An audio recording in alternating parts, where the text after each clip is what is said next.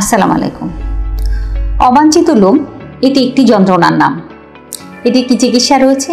হ্যাঁ, আধুনিক যুগে এই সমস্যাটির সমাধান রয়েছে।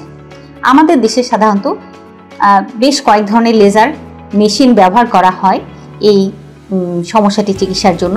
তার মধ্যে একটি হচ্ছে লং পালসড ইন্ডিয়ার, একটি হচ্ছে ডায়োড লেজার, এবং এখন বর্তমানে ট্রিপল ওয়েভ লেজারও চলে আসছে আমাদের দেশে।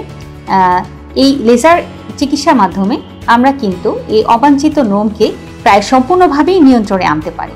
এই ক্ষেত্রে সাধারণত প্রতি মাসে একবার করে সেশন দেওয়া হয়।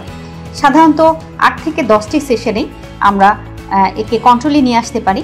কারো কারো ক্ষেত্রে পরবর্তীতে বছরে 1 থেকে 2টি সেশন প্রয়োজন হয় এবং কারো ক্ষেত্রে সেটির প্রয়োজন হয় না। তবে অবাঞ্ছিত লোমের পিছনে কিন্তু হরমোনের একটি কারণ থাকে। এই হরমোনের ইমব্যালেন্স যদি কারো থেকে থাকে তাহলে কিন্তু সেটিরও সাথে সাথে চিকিৎসার প্রয়োজন। তা না হলে এই হরমোন যদি ইমব্যালেন্সই থেকে যায় তাহলে এর ফলাফল কিন্তু ভালো আসবে না।